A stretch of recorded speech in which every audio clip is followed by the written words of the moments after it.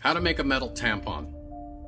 I got tagged on TikTok in a video by Heirloom Cosplay where they wanted to make some accessories for their Anakin cosplay using tampons. And I thought this is a fantastic little thing to do. So I would go ahead and do the exact same thing and use it as a bit of a tutorial on how to make plastic look like metal.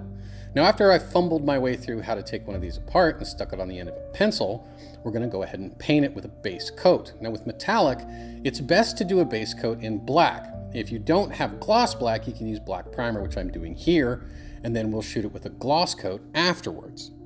Gloss black is a really good base for metallics because it helps take away any imperfections that would show with the metal. Now I'm using a specialized metallizer paint through an airbrush for the metallic base on this, but you can use any spray paint, any chrome spray paint that you want, or really any metal tone that you want to get that metallic effect. Now that that's done, you can completely go with it like this. However, if you want to really make your piece pop, specifically a metallic piece, you want to do what's called a wash. Now on this specific thing, we have all these little nooks and crannies here, which will catch a wash. There's a very thin layer of paint. That thin layer of paint sits down inside those crevices and gives the effect of dirt or staining, which you would naturally have on any object that humans handle. And when people do washes, one mistake they make is to do a black wash, which is not a natural look. You don't see that kind of stuff in nature. So what you use is a very dark brown, which is what I'm doing here. And you apply it liberally all over the whole thing so it falls into all the nook and crannies. And then you get a paper towel and you dab off all of the excess. Don't wipe it off, you dab it off. If you wipe it off, you leave streaks. You don't want that.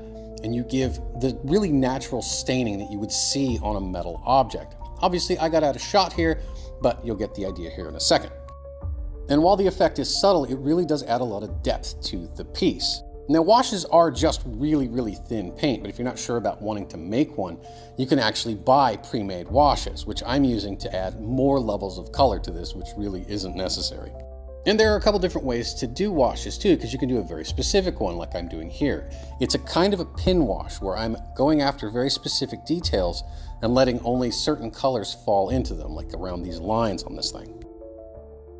Ultimately, I did about 4 different washes on this just to get the details to pop more, but you really don't have to do that.